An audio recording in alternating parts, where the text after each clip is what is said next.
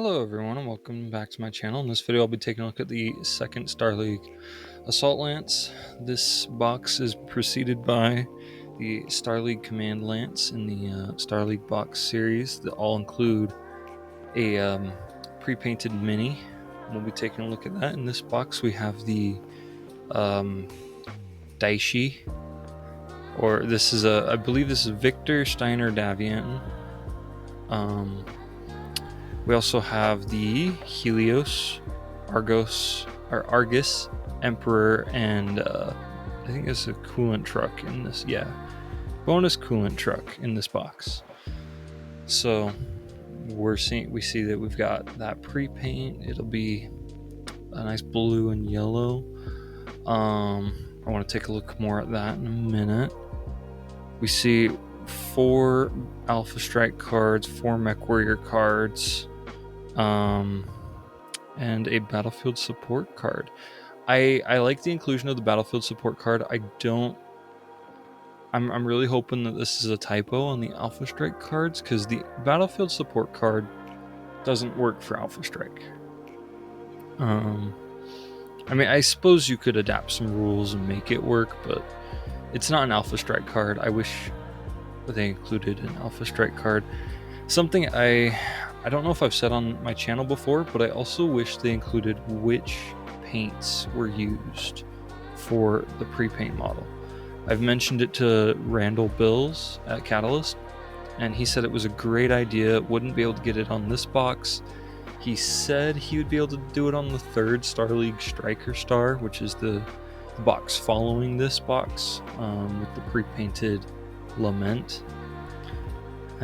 But we'll see if that happens. So nothing else that I'm super noticing on the box art. I believe that is the Helios, if I'm not mistaken. I think I'm gonna see if I get these right.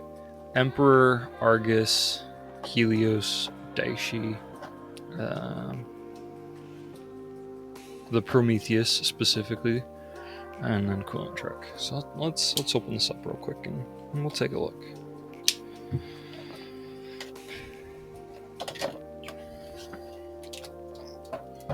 So let's look at the Alpha Strike or the cards first. So first things first, Victor Steiner-Davion, pretty gnarly card to go up against. Definitely a boss fight. But I'd say this isn't as scary as some of the other boss fights that we've covered on this channel, particularly in the legendary Mech Warrior boxes. He's a skill 3, so he's not like a 0 or a 1. Nothing too absolutely insane.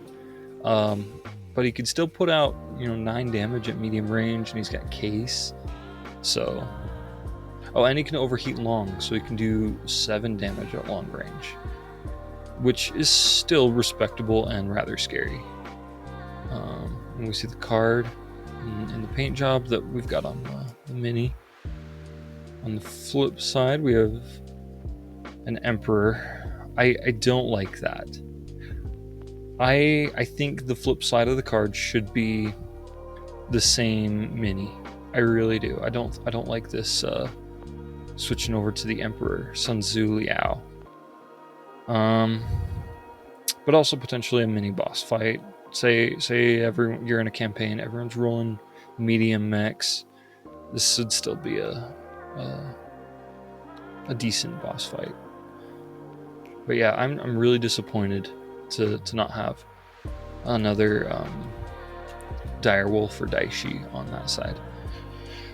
If I recall correctly from the Star League Command Lance, there is in those cards, like on Alexander Kerensky's card, on the flip side is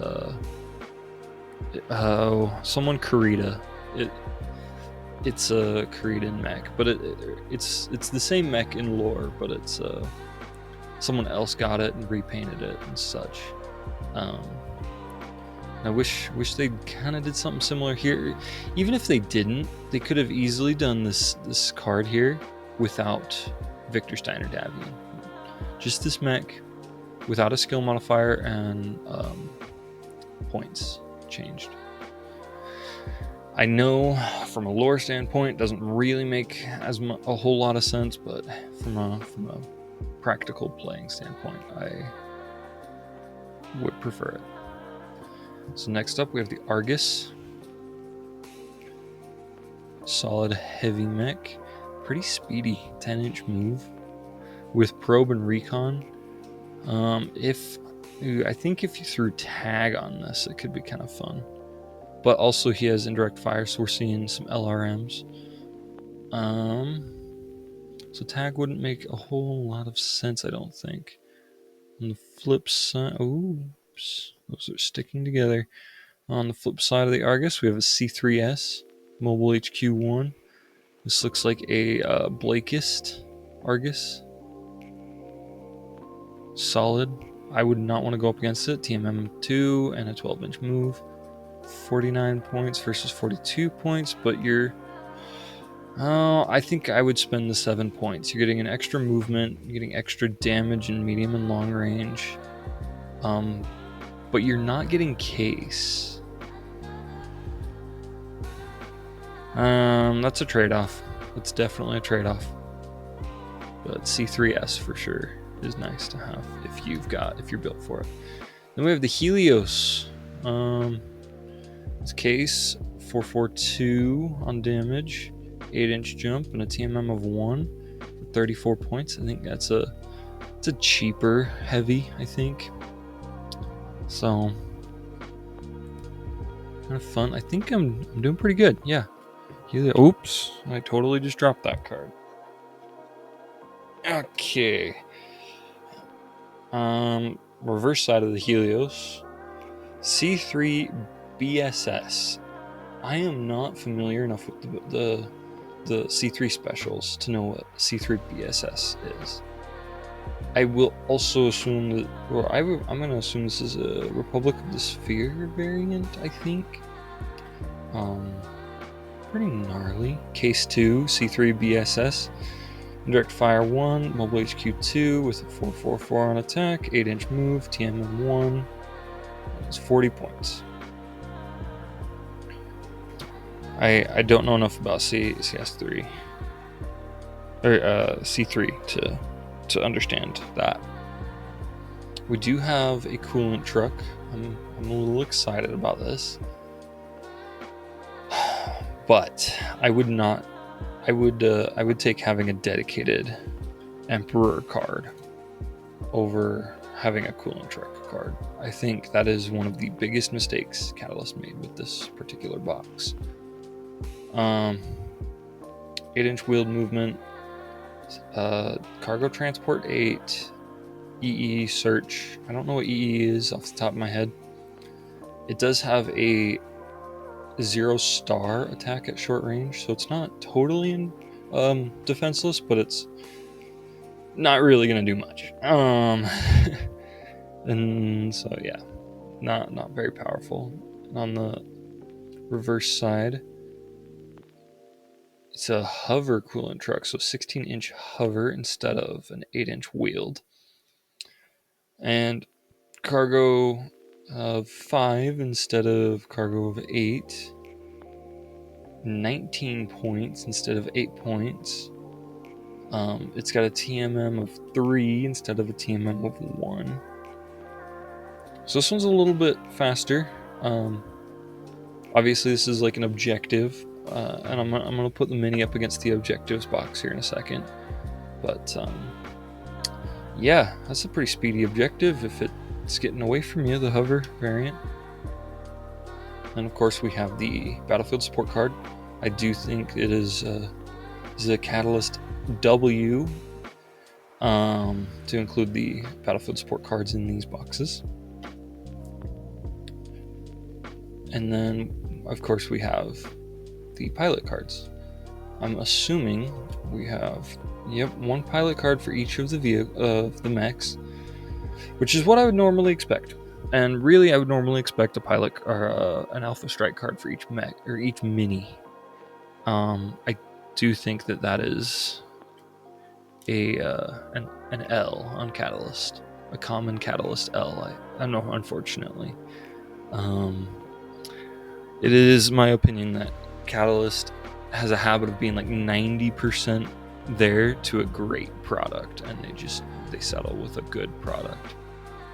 So obviously we have Victor Steiner-Davion, which has Inspiring Commander SPA. So that's that's pretty wild. Sun Tzu Liao, Annette. Okay, well, let's look at who these are. So obviously Victor Steiner-Davion is affiliated with the Star League, and Sun Tzu Liao is the second Star League, and then Annette McHenry, Annette McHenry, piloting the Argus with the Royal Black Watch. And also on the Sun Tzu Liao and Victor Steiner-Davion cards, there is nothing on the back besides additional text for those pilots. Sun Tzu Liao has Lucky and Iron Will. Elias Barkley on the reverse of Annette McHenry for the Argus has Combat Intuition, and is affiliated with the Scorpion Empire, which I am not familiar with. And then we have Grigory Kovalenko, with the 1st Royal Battle Mech Regiment in the 2nd Star League in Helios. And on the reverse, we have Su Lei with the Capellan Confederation in the Helios. So, got a dirty Capellan in this box. Yeah, I am really disappointed with this card in particular. They could have easily done what they did in the Star League Command Lance box and had different people that piloted similar mechs on the reverse of the cards, or just don't have them named cards. Just do the same mech but with no skill and no adjustment to the points. I mean, at least Sun Tzu Liao is a skill 4, so there isn't an adjustment to the points. But I'm just, it's so close to being absolutely amazing, and it's just not quite there, and that's really disappointing to me. So let's take a look at the minis, and we'll look at the box art. We've got, if you can see that there, that's the Prometheus, and it looks like something like an HPG or some kind of radio antenna in the back. Looks really nice. I love the box art. I do wish. I heard somewhere someone mentioned it would be really nice if they were inserts that you could just take out, and I agree. I don't like cutting down the boxes to get all the artwork, but I have been doing that because it's really nice, and I like it. So first things first, we have the Emperor. Very menacing. It's a solid heft to it. If you're rocking, mediums and lights in a campaign and your DM pops out on the board, you're gonna be a little afraid. Even if you pop heavy, if you're running heavies, it might scare you a little bit. Helios. I really like it. The arms are different lengths, which is kind of odd, but I think that's kind of a theme with this box, as the Argus is the same way. And not like a super theme, but at least half the box is that way. And I have seen in like the something from the Penny Arcade, it was the black something or another. I forgot the name of the box. I'm gonna look it up real quick. Black Remnant Command Lance. The Blood Asp is that way in that box as well. And then we have the Argus, which I really like this mini. I think it's a lot of fun. Definitely different from a lot of other mechs you see on the board. And then we have the Coolant Truck, which I'm assuming, like most other Battlefield support, yes, you can turn the little turret on it, which is a fun little detail that they include in a lot of the Battlefield support stuff.